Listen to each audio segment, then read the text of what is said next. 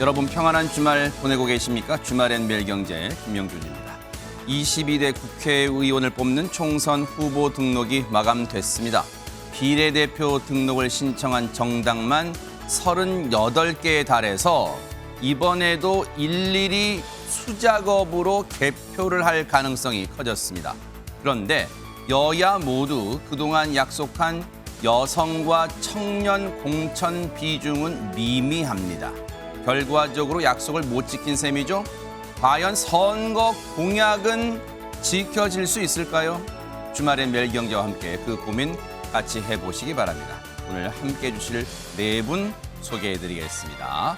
강전의 국민의힘 노동위원회 부위원장, 그리고 장현주 민주당 법률위원회 부위원장, 성재준 여의도연구원 정책자문위원, 그리고 김진욱 전 민주당 대변인, 이렇게 네 분과 함께 하겠습니다. 어서 오십시오. 네. 자, 여러분과 함께하는 주말엔 매일경제, 오늘 신문을 관통하는 첫 번째 키워드 살펴보겠습니다. 격돌 준비. 격돌 준비, 뭔가 이제 채비를 다 맞췄다는 거잖아요. 그리고 이제 한판 붙자, 이제 그런 의미잖아요. 어떤 내용인지 한번 살펴보도록 하겠습니다. 중앙일보 일면입니다. 후보 등록 마감 날, 어제 이 총선 후보 등록이 이틀에 걸쳐서 이제 마감됐는데 끝까지 파행 공천이다. 여야 할 것 없이 파행 공천이었다, 그런 말인데 일단 작은 제목을 좀 읽어보겠습니다. 22일 어젯밤 10시 기준 지역구에 699명이 등록했답니다. 물론 이제 마감은 뭐 자정이었겠죠. 그런데 이 신문 또 마감 시간이 있으니까 아마 10시까지 집계를 낸 것 같아요. 여당은 비례당의 의원 5명, 현역 의원 5명을 긴급 대여, 쉽게 말하면 꾸어줬다는 거예요. 야당은 조수진 대신 한민수 벼락 공천. 이 얘기는, 두 얘기는 잠시 뒤에 해보고요. 여야 모두 앞서 제가 말씀드렸죠. 청년과 여성 공천은 뒷걸음질 쳤다. 여성은 21대보다 5%포인트 줄어서 14.2%. 2030 비율은 6.1%에서 오히려 5.4%로 감소한 것으로 집계가 됐습니다. 자, 그런가 하면 어제 이제 후보 등록 마감된 또 하나의 통계를 좀 볼게요. 중앙일보 오면 기사도 마저 보겠습니다. 비례 신청 정당이요 38곳에 달합니다. 투표 용지가 무려 51.7cm랍니다. 이거 상상이 잘 안 되네요. 51.7cm. 만약 제가 이거 투표용지를 들고 있으면 어디까지 호로록 내려갈지 모르겠어요. 투표용지가 호로록 내려갈 거예요. 또 수개표 위기. 또 일일이 이 전자개표 기기에 안 들어가니까 너무 길어서 이걸 일일이 손으로 세야 된다. 어느 당에 어느 후보가 몇 표를 얻었는가를 수작업으로 세야 된다, 그 말이에요. 좀 읽어볼게요, 기사를.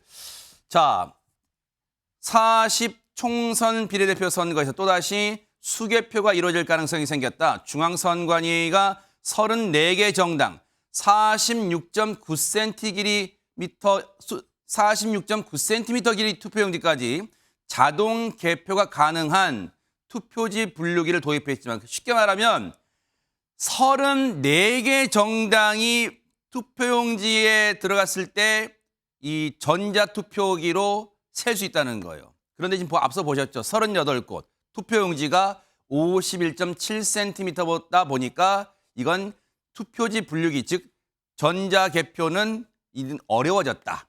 그래서 38개 정당에서 비례대표 후보 등록을 신청했기 때문이다. 만약 선관위가 서류 심사를 거쳐서 이들 정당의 등록을 모두 인정한다면 비례대표 후보 투표용지 길이는 51.7cm가 된다. 이 경우 2020년 총선과 마찬가지로 분류기를 이용한 자동 개표가 불가능해지게 된다. 이 4년 전에 어땠냐? 당시 35개 정당이 등록했고 투표용지가 48.1cm. 이것도 역시 46.9cm를 넘겨서 수개표, 일일이 수개표했고요. 선거 다음, 혹시 기억나실 거예요. 다음 날 10시, 오전 10시에야 마무리돼서 아주 박빙인 곳은 다음 날 오전에야 이 당락이 결정될 정도로 치열했던 그런 선거였습니다. 자, 그래서 어쨌든 그런데 이제 이 중앙선관위가 서류 심사를 해야 되잖아요. 한 4개 정당 정도가 조금 지금 이 서류 심사에서 이 왔다 갔다 한대요. 그래서 그게 만약에 다 인정이 되면 38곳이 되고 만약에 그게 반려가 되면 극적으로 이제 전자 개표가 이루어질 가능성도 있다 하는데 어떻게 될지 한번 볼게요. 주말 거쳐서 발표가 나올 것 같습니다. 자, 이런 가운데 동아일보 일면 기사를 보도록 하겠습니다. 자, 후보 등록이 마감됐는데 어떤 포인트에 지금 이 중점을 두고 있냐. 동아일보 일면. 전과자, 반미, 피고인에게 금배지 달아주는 비례당이다. 여야 위성 비례정당 38개 난립했고 난립이라는 표현을 썼어요. 졸속 검증 후보들 당선권에 배치했다. 전문가 등 배려한다는 원래 비례대표 취지를 외면한 거 아니겠냐. 기사를 읽어볼게요. 여야의 공이 해당되는 내용이니까 그 기사를 읽어볼게요. 바로 여기입니다. 국민의힘도 민주당보다 앞서 위성정당 창당을 선언하고도 졸속으로 후보를 검증했다는 비판을 받고 있다. 김위상 한국노총 대구지역본부 의장은 횡령 및 폭력 전과에도 당선권인 10번에 배치됐다. 국민의힘 전신인 미래통합당의 위성정당 미래한국당은 21대 총선에서 19석, 19석을 확보했기 때문에 그때에 비춰본다면 10번은 안정권이다 이 말이겠죠. 옆으로 가보겠습니다. 거대 양당의 위성정당이 난립하는 틈을 타 양 진영의 극단적 성향의 비례 전문 정당들도 덩달아 등판했다. 조국혁신당의 경우 비례 2번을 받은 조국 대표를 비롯해 황운하, 차규근 등 당선권 내에 재판 중인 사람만 3명이다. 이렇게 보고 있습니다.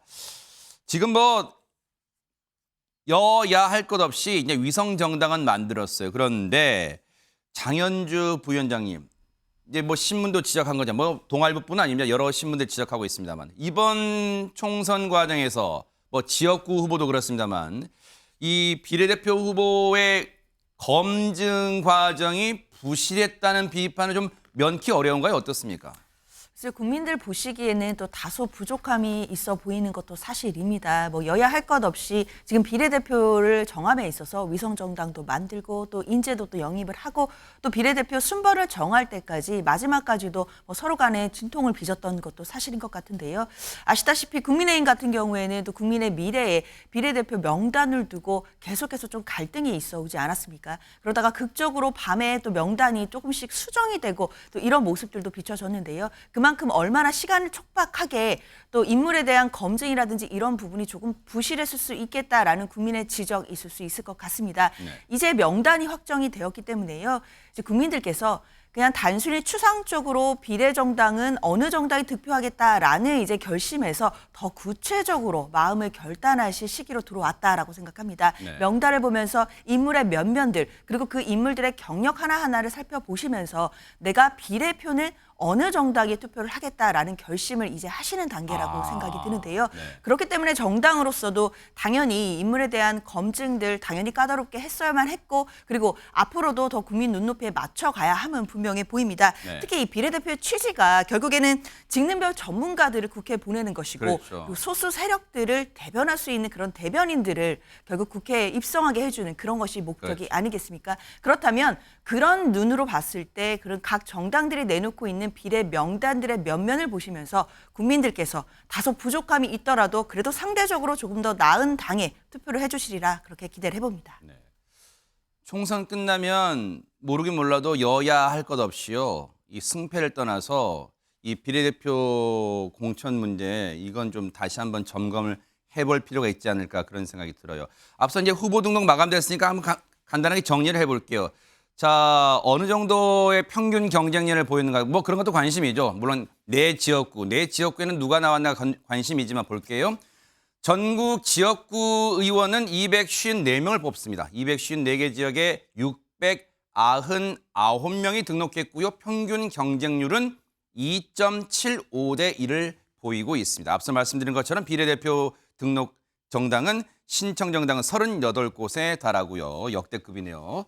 그렇게 되면서 이제 본격적으로 이제 격돌 준비 채비가 이제 갖춰지는 모양새인데 이런 가운데 조선일보 3면 기사를 좀 보도록 하겠습니다.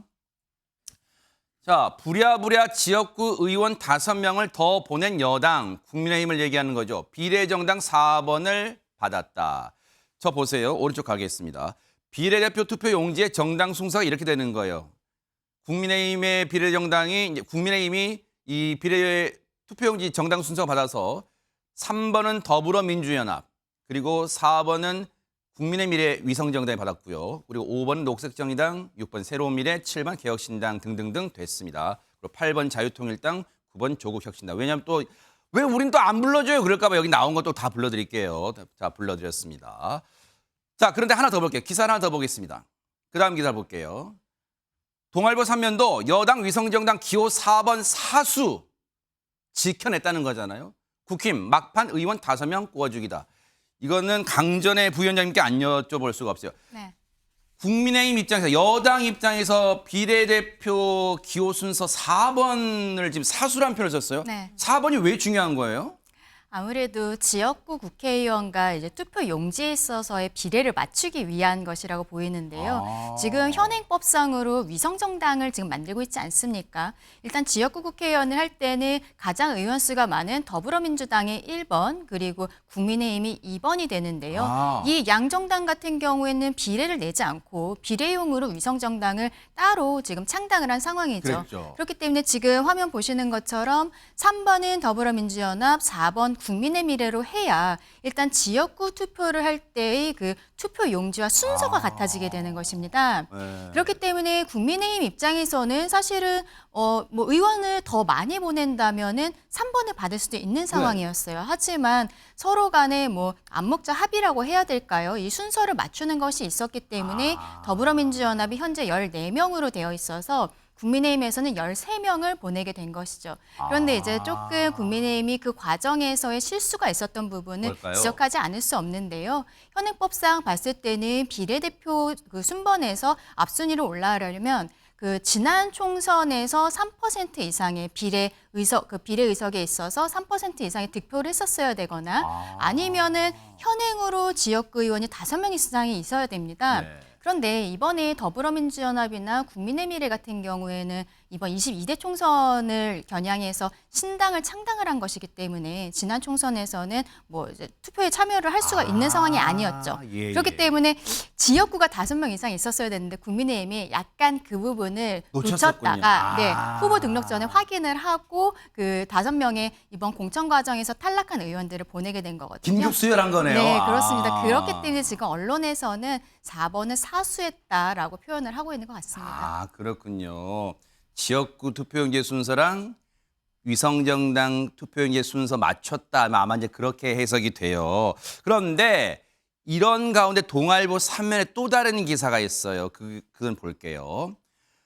자, 여야가 위성정당 꼼수, 뭐 언론들의 시각은 곱지는 않아요. 위성정당 꼼수 25억을 챙기고 무자격 논란 인사 당선권에 배치했다. 지금 돈 얘기가 나오니까 한번 볼게요. 이 문제가 있는 인사는 동아일보가 이제 이렇게 한 판 정리했고 돈 얘기로 가볼게요. 저 오른쪽에 있습니다. 무슨 돈 얘기냐? 선거를 치르려면 여러분도 아시겠지만 막대한 돈이 필요합니다. 그런데 22대 총선의 선거 보조금, 쉽게 말하면 나라에서 주는 이걸로 이 선거 좀 치는데 보태 쓰세요. 그런 선거 보조금이 있어요.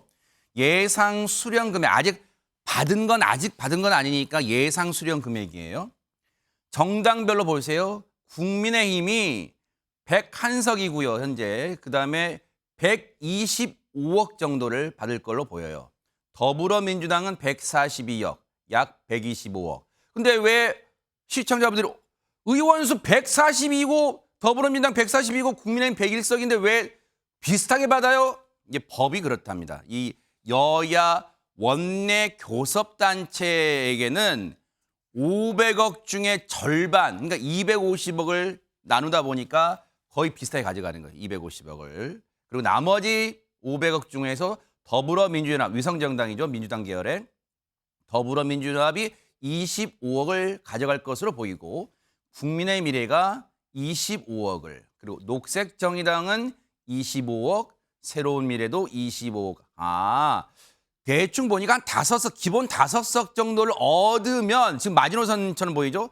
5석 정도로 현역 의원 있으면 25억 정도는 받을 수 있구나. 뭐 그런 계산이 잠정적으로 나와요. 진보당은 한 석이라서 약 10억 정도 뭐 이렇게 등등 되고 있습니다. 자, 여야 할 것 없이 보세요. 김진욱 대변인께 여쭤볼게요. 앞서 이제 뭐 이 막판에 의원 5명 준 이제 국민의힘 사례도 나왔습니다만 이번에 여야 모두 꼼수란 편도 있어요. 좀 이렇게 의원 꿔주기 행태에 대해서는 곱지 않으실 것 같아요. 유권자분들이 어떻습니까? 일단 유권자들께는 좀 송구한 마음을 먼저 좀 가져야 될 것 같습니다. 그럼에도 불구하고 불가피한 측면도 있었던 것인데 지금 비례제가 이 병립제가 아니라 병립제라는 것은 정당에서 지역구 후보와 비례 후보를 같이 낼 수 그래. 있는 거잖아요. 네. 근데 이제 캡이 씌워져 있는 연동형제로 되다 보니까 일당과 이당인 더불어민주당과 국민의힘 같은 경우에는 비례에서 연동형으로 할 경우에는 의석을 차지할 수가 없는 그런 그 상황이 생겼기 때문에 네.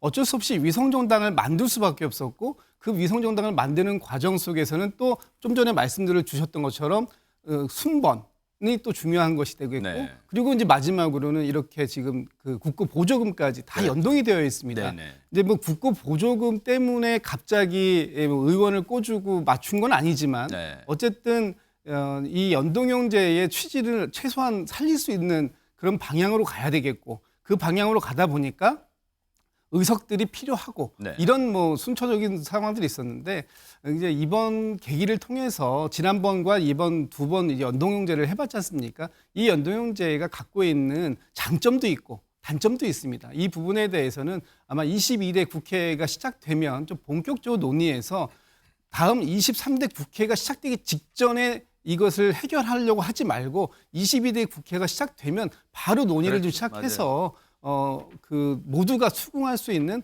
그런 좀 합리적인 이 제도를 좀 다시 한번 만들어 보는 것도 필요해 보입니다. 네. 물론 김진욱 대변인님은 조금 전에 뭐 보조금 때문에 의원 꿔주기 한 건 아니겠지만이라고 이제 뭐 단서는 다셨습니다만 성재준 의원님 실제 이제 이번 선거 과정에서 한동훈 비대위원장은 그 개혁신당 사례를 들면서 이렇게 비판도 하기도 했어요. 의원을 채워서 25억 받는 과정 뭐 좀 비판하기도 했어요. 이런 면이 좀 국민 여러분께 유권자분께 어떻게 비춰질까 이게 좀 궁금해요.